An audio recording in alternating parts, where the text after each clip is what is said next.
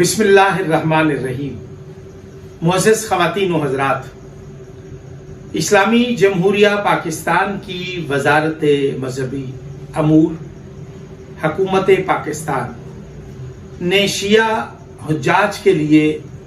کوئی نئی پالیسی متعارف کروائی ہے۔ مقتدر حلقوں سے یہ بازگشت مجھے سنائی دی ہے، جس کی وجہ سے پاکستان میں بسنے والے شیعہ حیدر کرار کے ساتھ پرائیویٹ حج ٹورز آپریٹرز کی طرف سے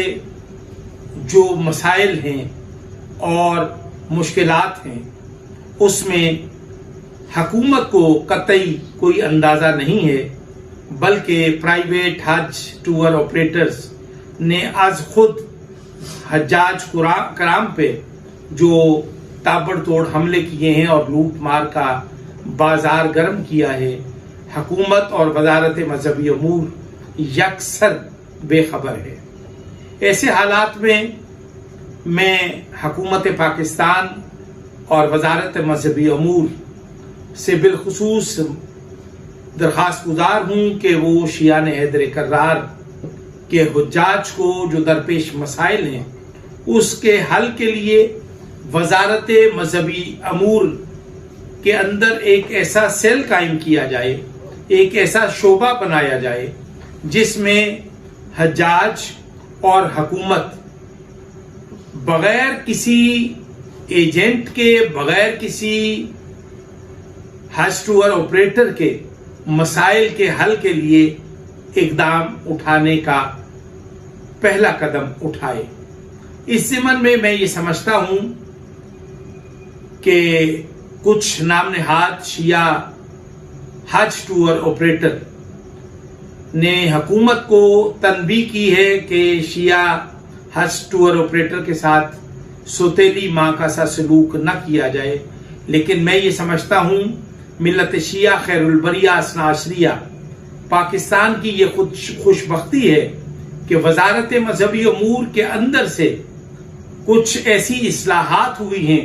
جس میں شیعہ حج ٹور آپریٹر کے لیے مشکلات آن پڑی ہیں، اور آج وہ حج ٹور آپریٹر ادھر ادھر بھٹکتے ہوئے دکھائی دے رہے ہیں اور شیعہ حجاج کو بلیک میل کرتے ہوئے بھی دیکھے گئے ہیں۔